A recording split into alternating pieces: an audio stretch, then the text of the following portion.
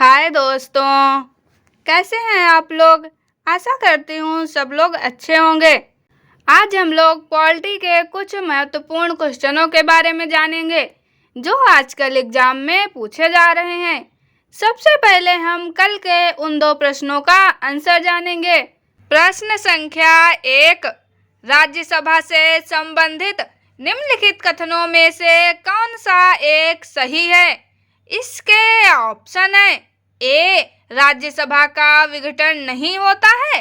B, इसके सदस्य राज्यों में प्रादेशिक निर्वाचन क्षेत्रों से प्रत्यक्ष निर्वाचन द्वारा चुने जाते हैं। सी, राज्यसभा यथाशीघ्र अपने किसी सदस्य को अपना सभापति चुनती है। डी, भारत के महान्यायवादी को राज्यसभा में बोलने का अधिकार नहीं है। इसका सही आंसर है ए, यानी कि राज्यसभा का विघटन नहीं होता है। प्रश्न संख्या 2, राज्यसभा कैसे भंग होती है। इसके ऑप्शन है ए, सभापति का कार्यकाल पूरा होने पर। बी, राष्ट्रपति 5 वर्ष बाद भंग करते हैं।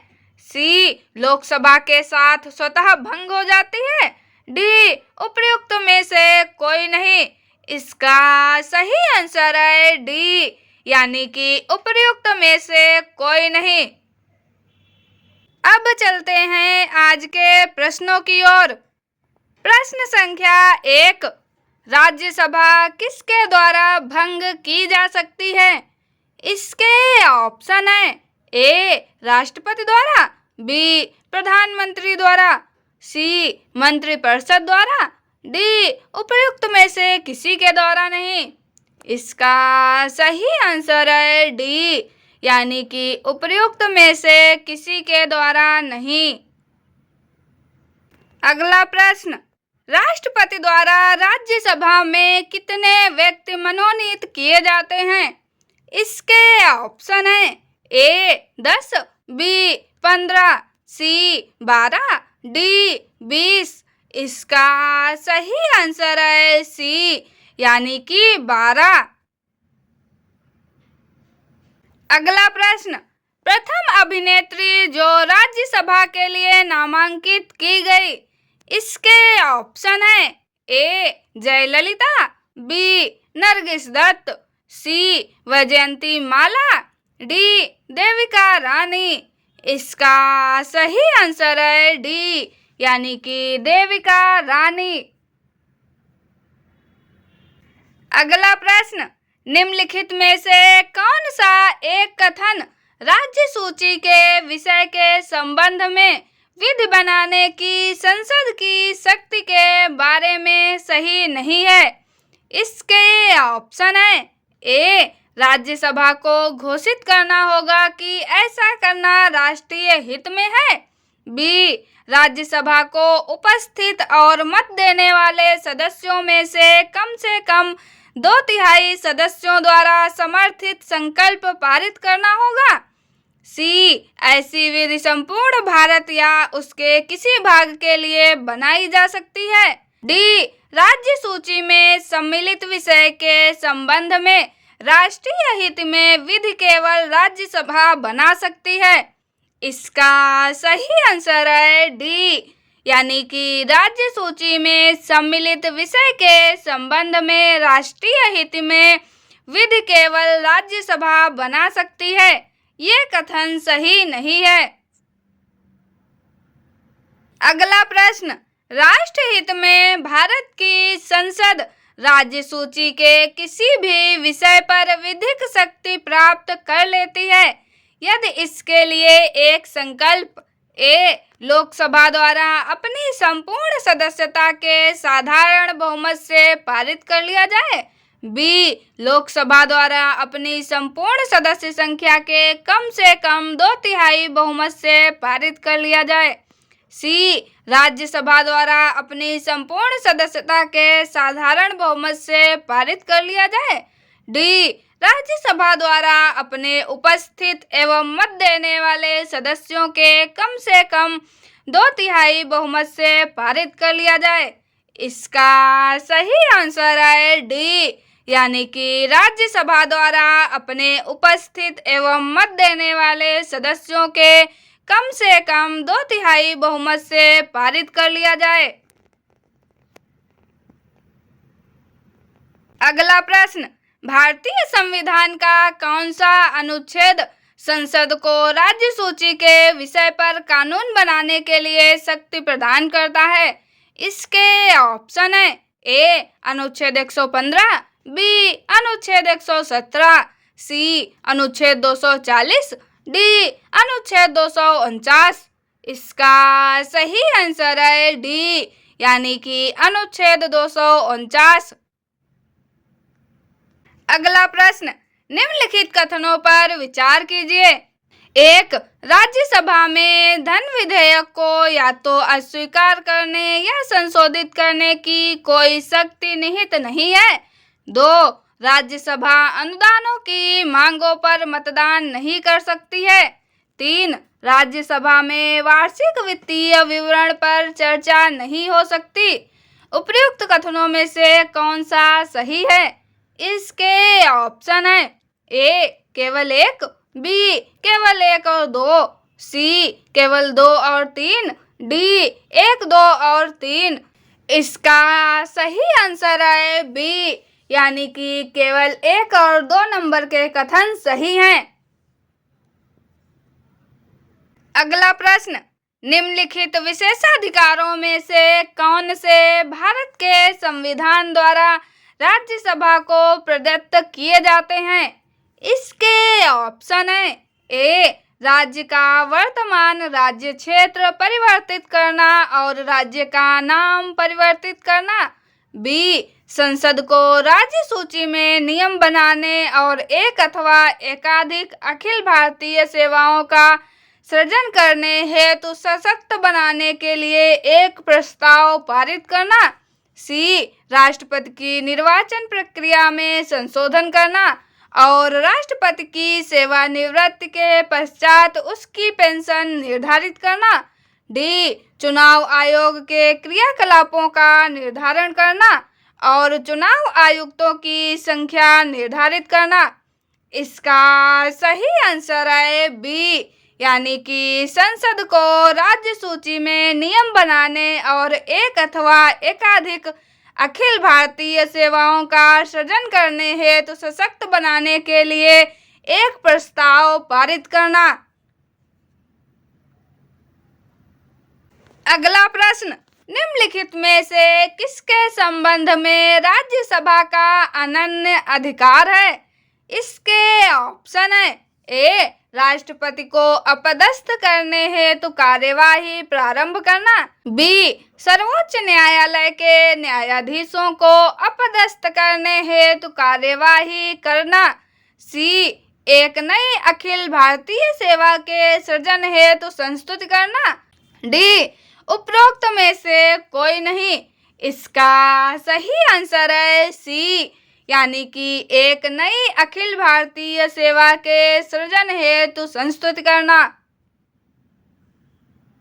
अगला प्रश्न, भारतीय संविधान के अंतर्गत निम्नलिखित में से कौन सा अनुच्छेद संसद को राज्य सूची के विषय के संबंध में विधि बनाने की शक्ति प्रदान करता है? इसके ऑप्शन है ए अनुच्छेद 115, बी अनुच्छेद 116, सी अनुच्छेद 226, डी अनुच्छेद 249। इसका सही आंसर है डी, यानी कि अनुच्छेद 249। अगला प्रश्न, यदि सरकार राज्यसभा में पराजित हो जाए तो क्या होता है? इसके ऑप्शन है ए प्रधानमंत्री अपना त्याग पत्र दे देता है, बी संसद भंग हो जाती है, सी राष्ट्रपति शासन लागू हो जाता है, डी उपर्युक्त में से कुछ नहीं होता। इसका सही आंसर है डी, यानी कि उपर्युक्त में से कुछ नहीं होता। अगला प्रश्न, निम्नलिखित कथनों में से कौन एक भारत के संविधान की चौथी अनुसूची को सही वर्णित करता है? इसके ऑप्शन है ए इसमें संघ और राज्यों के बीच शक्तियों का विवरण सूचीबद्ध है। बी इसमें संविधान में सूचीबद्ध भाषाएं हैं। सी जनजाति क्षेत्रों का प्रशासन। डी इसमें राज्यसभा में स्थानों का आवंटन है। इसका सही आंसर है डी, यानी कि इसमें राज्यसभा में स्थानों का आवंटन है। अगला प्रश्न, निम्नलिखित में से किस राज्य से राज्यसभा के लिए निर्वाचित सदस्यों की संख्या सबसे कम है? इसके ऑप्शन है ए छत्तीसगढ़, बी झारखंड, सी हिमाचल प्रदेश, डी जम्मू कश्मीर। इसका सही आंसर है सी, यानी कि हिमाचल प्रदेश। अगला प्रश्न, राज्यसभा का अध्यक्ष ए राष्ट्रपति द्वारा नियुक्त किया जाता है, बी संसद द्वारा चयनित होता है, सी उपराष्ट्रपति पदेन अध्यक्ष होता है, डी राज्य परिषद के सदस्यों द्वारा चुना जाता है। इसका सही आंसर है सी, यानी कि उपराष्ट्रपति पदेन अध्यक्ष होता है। अगला प्रश्न, किस सभा का अध्यक्ष उसका सदस्य नहीं होता है? इसके ऑप्शन है ए राज्यसभा, बी लोकसभा, सी विधानसभा, डी विधान परिषद। इसका सही आंसर है ए, यानी कि राज्यसभा। अगला प्रश्न, राज्यसभा का पदेन सभापति होता है। इसके ऑप्शन है ए उपराष्ट्रपति, बी प्रधानमंत्री, सी राष्ट्रपति, डी स्पीकर। इसका सही आंसर है ए, यानी कि उपराष्ट्रपति। अगला प्रश्न, निम्नलिखित में से किस एक सदन का अध्यक्ष एक गैर सदस्य होता है? इसके ऑप्शन है ए लोकसभा, बी राज्यसभा, सी राज्य विधानसभा, डी उपर्युक्त में से कोई नहीं। इसका सही आंसर है बी, यानी कि राज्यसभा। अगला प्रश्न, निम्न में कौन राज्यसभा का अध्यक्ष होता है? इसके ऑप्शन है ए प्रधानमंत्री, बी भारत के उपराष्ट्रपति, सी वह व्यक्ति जो इस पद के लिए चुना जाता है, डी भारत के राष्ट्रपति। इसका सही आंसर है बी, यानी कि भारत के उपराष्ट्रपति। अगला प्रश्न, राज्यसभा के चेयरमैन हैं ए भारत के उपराष्ट्रपति, बी उच्चतम न्यायालय के प्रधान न्यायाधीश, सी मुख्य चुनाव आयुक्त, डी भारत के प्रधानमंत्री। इसका सही आंसर है ए, यानी कि भारत के उपराष्ट्रपति। अगला प्रश्न, राज्यसभा के सदस्य बनने हेतु अर्हताओं के संदर्भ में निम्नलिखित अभिकथनों पर विचार कीजिए तथा उसके नीचे दिए गए कूट से सही उत्तर चुनिए। 1. उम्र कम से कम 30 वर्ष होना चाहिए। 2. जहां से अभ्यर्थी को निर्वाचित किया जाना है उस राज्य की मतदाता सूची में मतदाता के रूप में पंजीकृत होना चाहिए। 3. राज्य के अंतर्गत लाभ का पद धारित नहीं होना चाहिए। इसके ऑप्शन है ए 1 एवं 2 दोनों सही हैं, बी 2 एवं 3 सही हैं, सी 1 एवं 3 सही हैं, डी 1, 2 और 3 सही हैं। इसका सही आंसर है सी, यानी कि 1 और 3 नंबर के कथन सही हैं। अगला प्रश्न, राज्यसभा के चुनाव के लिए अपेक्षित न्यूनतम आयु है ए 25 वर्ष, बी 30 वर्ष, सी 32 वर्ष, डी 35 वर्ष। इसका सही आंसर है बी, यानी कि 30 वर्ष। अगला प्रश्न, राज्यसभा की निश्चित सदस्य संख्या क्या है? इसके ऑप्शन है ए 220, बी 210, सी 230, डी 250। इसका सही आंसर है डी, यानी कि 250। अगला प्रश्न, राज्यसभा किसी धन विधेयक में सारभूत संशोधन करती है तो तत्पश्चात क्या होगा? ए लोकसभा राज्यसभा की अनुशंसाओं को स्वीकार करे या अस्वीकार करे, इस विधेयक पर आगे कार्यवाही कर सकती है। बी लोकसभा विधेयक पर आगे कोई विचार नहीं कर सकती। सी लोकसभा विधेयक को पुनर्विचार के लिए राज्यसभा को लौटा सकती है। डी राष्ट्रपति विधेयक को पारित करने के लिए संयुक्त बैठक आहूत कर सकता है। इसका सही आंसर है ए, यानी कि लोकसभा राज्यसभा की अनुशंसाओं को स्वीकार करे या अस्वीकार करें, इस विधेयक पर आगे कार्यवाही कर सकती है। अगला प्रश्न, राज्यसभा का सर्वप्रथम गठन किस वर्ष में हुआ? इसके ऑप्शन है ए 1950 में, बी 1951 में, सी 1952 में, डी 1953 में। इसका सही आंसर है सी, यानी कि 1952 में।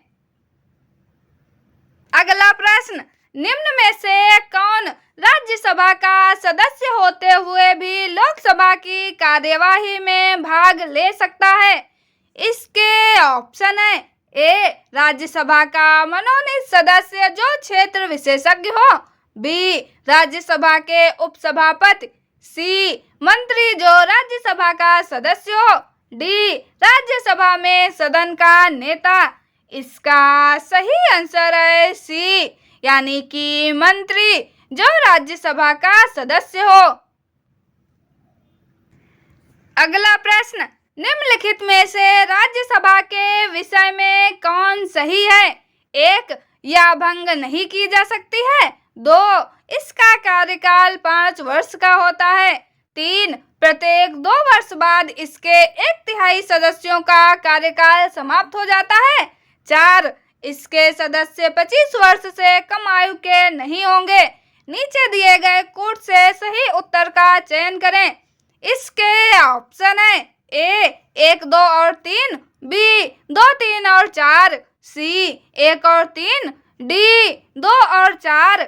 इसका सही आंसर है सी, यानी कि 1 और 3 नंबर के कथन सही हैं। अगला प्रश्न, कथन ए अनुच्छेद 368 के अंतर्गत संसद संविधान के किसी भी भाग में संशोधन कर सकती है। कारण आर संसद भारत की जनता द्वारा निर्वाचित उच्चतम विधायी संस्था है। नीचे दिए गए कोड का प्रयोग करते हुए सही उत्तर चुनिए। ए तथा आर दोनों सही हैं तथा आर ए की सही व्याख्या है। बी ए तथा आर दोनों सही हैं परंतु आर ए की सही व्याख्या नहीं है। सी ए सही है परंतु आर गलत है। डी ए गलत है परंतु आर सही है। इसका सही आंसर है ए, यानी कि ए तथा आर दोनों सही हैं तथा आर ए की सही व्याख्या है। आगे के ये 2 प्रश्न आपके लिए हैं, इनका आंसर आपको कमेंट में बताना है। प्रश्न संख्या 1, एक वर्ष में कम से कम कितनी बार संसद की बैठक होना आवश्यक है? इसके ऑप्शन है ए 1 बार, बी 2 बार, सी 3 बार, डी 4 बार। प्रश्न संख्या 2, संसद के 2 सत्रों के बीच अधिकाधिक अंतराल होना चाहिए। ए 4 महीने का, बी 6 महीने का, सी 1 वर्ष का, डी जो समय राष्ट्रपति निर्धारित करें। इनका आंसर हम कल के वीडियो में जानेंगे। आपको ये कंटेंट कैसा लगा कमेंट में जरूर बताएं। चैनल को लाइक शेयर और सब्सक्राइब जरूर करें। मिलते हैं अगले वीडियो में। Thank you.